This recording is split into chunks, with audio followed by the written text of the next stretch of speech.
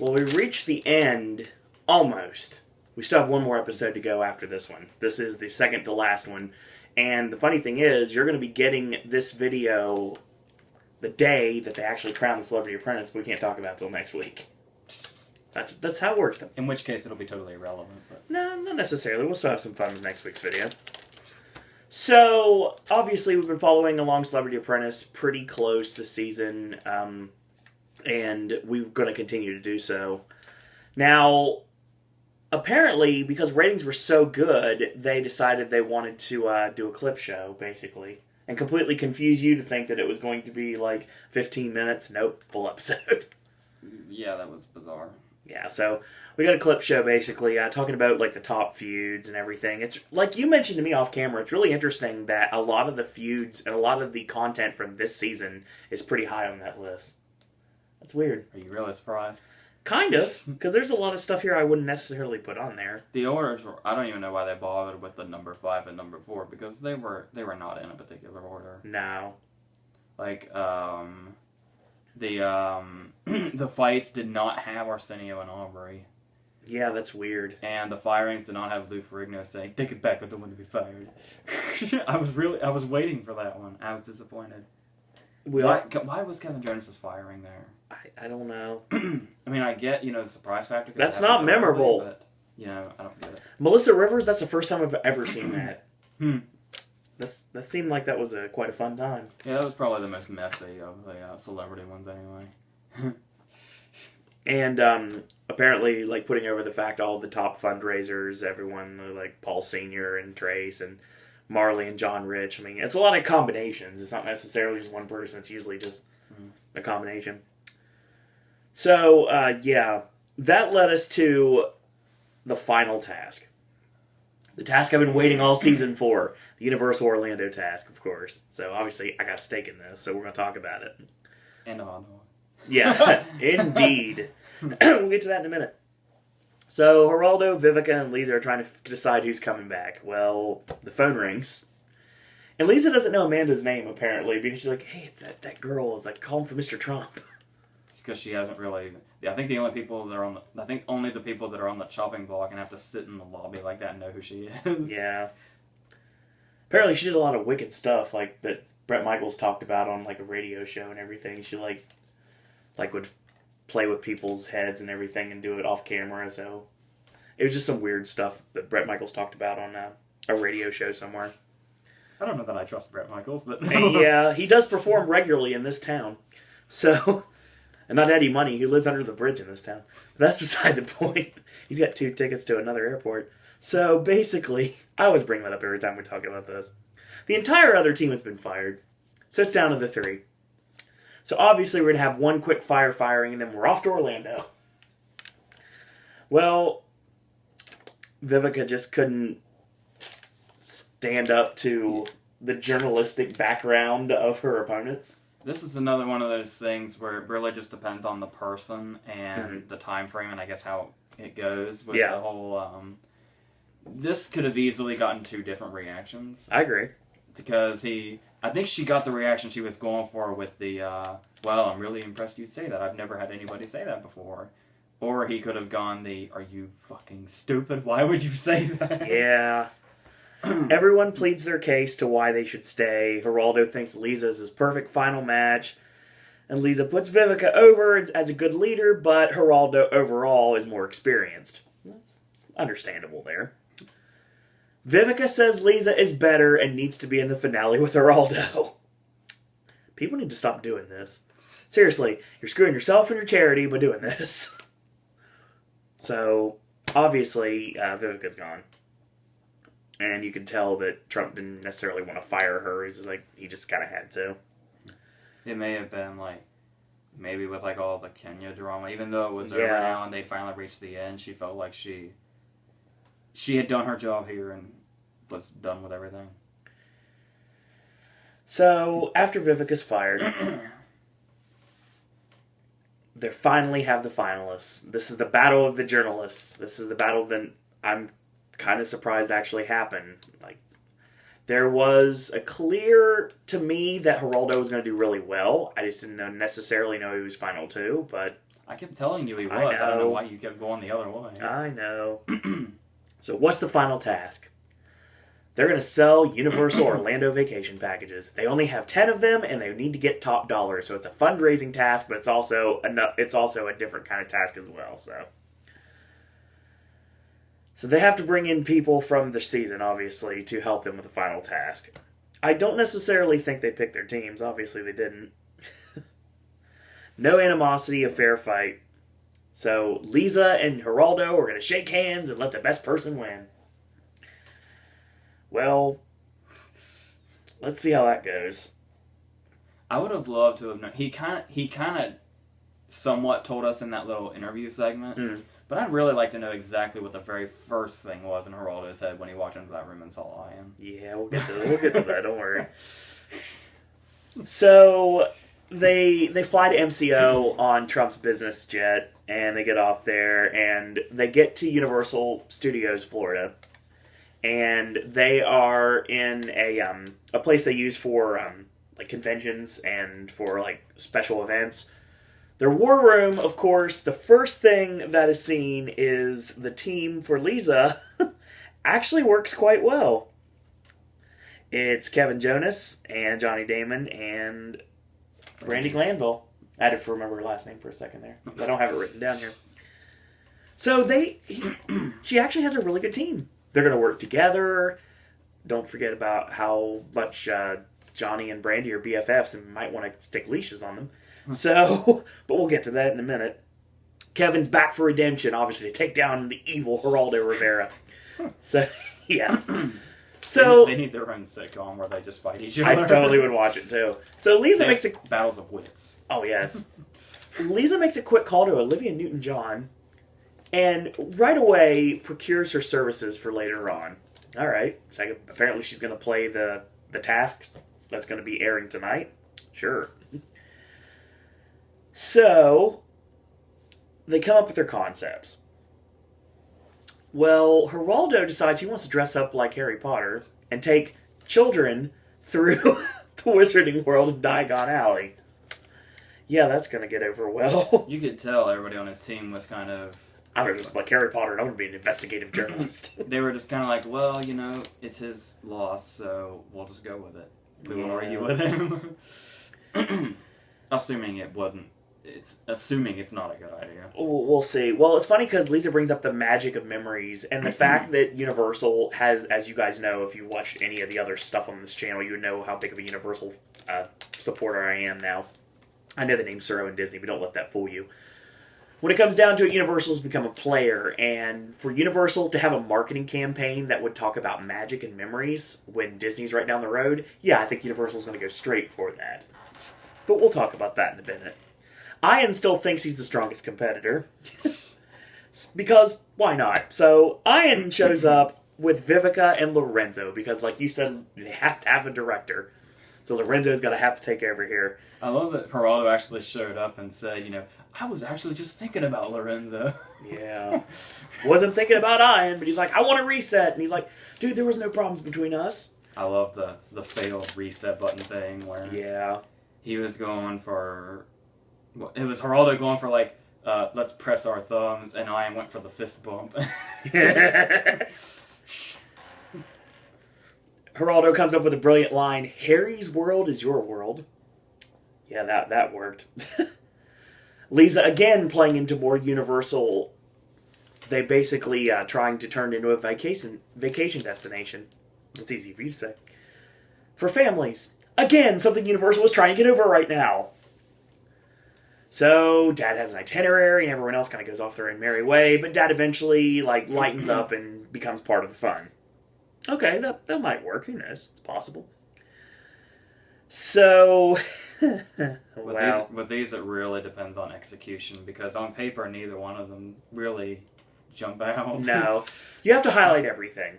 Obviously, Diagon Alley just opened, Cabana Bay is a recent addition, and obviously you gotta get over City Walk, even though I know City Walk had some, when this was being filmed, and I do know friends that were there for it, there was a lot of construction going on with City Walk, because Cowfish had not opened yet, so Obviously, they're going to try to probably stay away from that. But there's a lot of filming in Cabana Bay, and you definitely can tell that they had pretty much carte blanche to do whatever they wanted. Kate Blanchett. Yeah. Remember, I was wondering, when Geraldo was going through, like, all that stuff that was, like, in the parks, were we supposed to assume he knew all that stuff off the top of his head, or was he like, looking at something? Okay, you know that when they first walked past the Universal Globe, and they're headed towards the front entrance, or the entrance by Blue Man Group that I use all the time, and most people that are in the know use, when they were walking by, you saw they had black folders. Those are project manager folders. And they have all the information you need right there. So yeah. No, I don't think he. I think he did his homework. But the way I've seen project managers work, I would have never guessed that project managers actually look at what they're supposed to. So. Apparently they do. Yes, again, it's the weather, folks. It really is. Did I pass it to you just now? Possibly. UO, of course, is immersive. Discover your own inner hero. Bing! Bell goes off in their head, and it's like, we need to do this, so that's probably what we're going to go with. And Geraldo, of course, uses another one of his wonderful lines, "Courage, kids, the dragon is real." And it is. It blows fire, and it's freaking awesome. And it's my background on my phone right now, actually.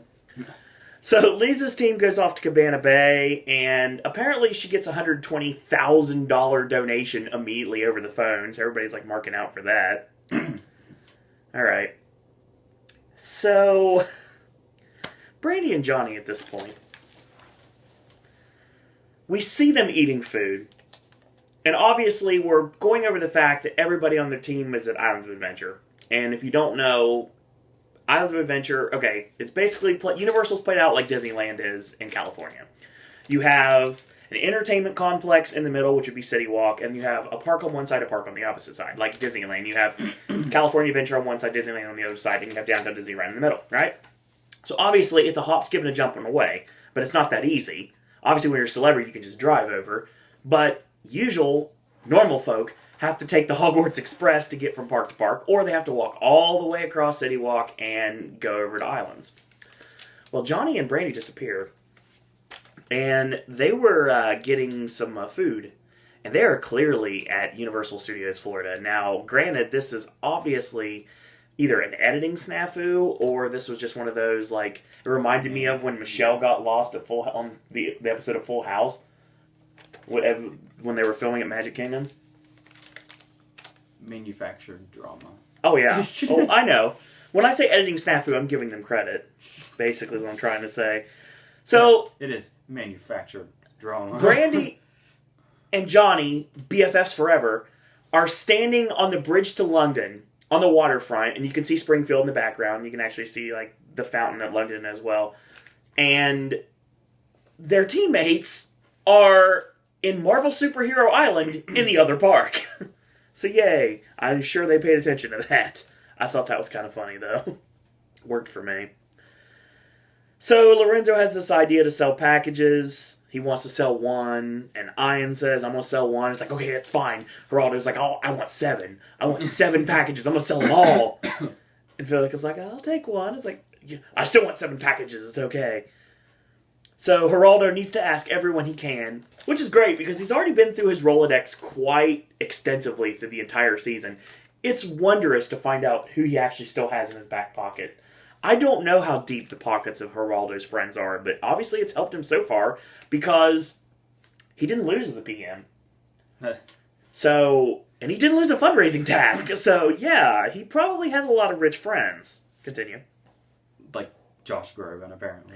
Yeah. Wait a minute. You have Josh Groban in your back pocket? Oh, yeah. Yeah. He's like, I can call up Josh Groban right now, and he can do my phone answering machine message right now if you really wanted him to. And he's here at my beck and call. Just like I am with the helicopter. So, alright. Geraldo wants his team to come out dressed as wizards. And they have robes, like Madame Malkin's robes, and the Ollivander's wands and everything. Great product placement, Universal. Good job. So, Lisa, like I said, brings Olivia Newton-John in because apparently she's going to sing a song called Magic, which makes perfect sense with her campaign, so that's going to work. So Brandy and Johnny are walking around Universal. They're just like chilling out, just walking around the parks. They get to the Universal Studio Store. They're looking for like like touristy shirts, like flowered shirts, like Hawaiian shirts. Which they should have went to the Cabana Bay gift shop. Their significant others are thrilled watching this, by the yeah, way. no lie. Because it's funny because Johnny Damon talked about how hot his wife was, and we saw her in the commercial campaign earlier on in the show, but he's gonna gallivant around with Brandi Glanville for the entire rest of the finale, so there you go. So they walk around the studio store and they decide, you know what? This shopping, this thing isn't working. Let's go ride Rip Ride Rocket for some reason. Alright, all the rides you can ride at Universal Orlando, the entire parks, both of them to your disposal, and what do you pick? You pick the Rocket of all things. I guess it's probably the most photogenic of it, because obviously you can't film on the Mummy, and you can't film on Gringotts, so the Rocket makes sense, because you could have a guy filling up like this. So, I still want to know, what song did they ride to? Seriously, I want to know. I want to know now. I tweeted them, they didn't answer me back, like I thought they would. Obviously, if you've never read Rip Ride Rocket before, if you don't pick a song within the designated period of time, then you get immediately Crystal Method to play. So that's what I'm guessing they listen to, but I don't know. It's really cool to imagine like Johnny Damon riding to Freebird or one of the awesome hidden tracks like Float On by Modest Mouse. My personal favorite to ride to. So they rode the ride and they took a picture. They got a Photo Connect photo of... more product placement, great job Universal again, to show them on the ride.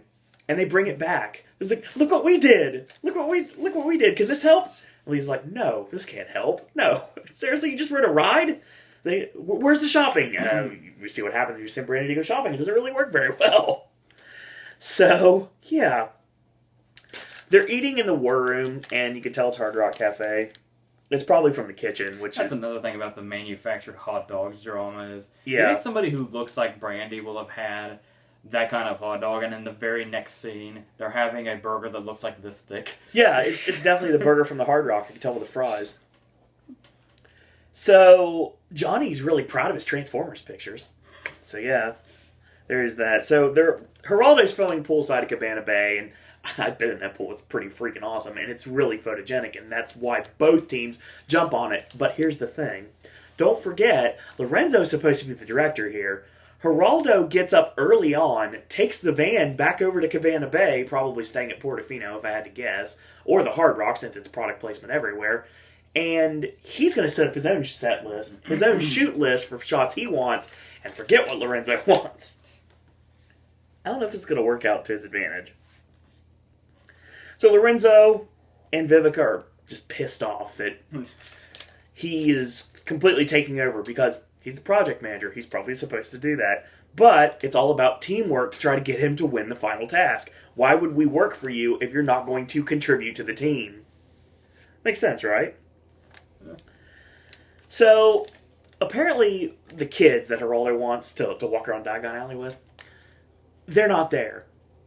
They didn't send a production assistant to get these kids.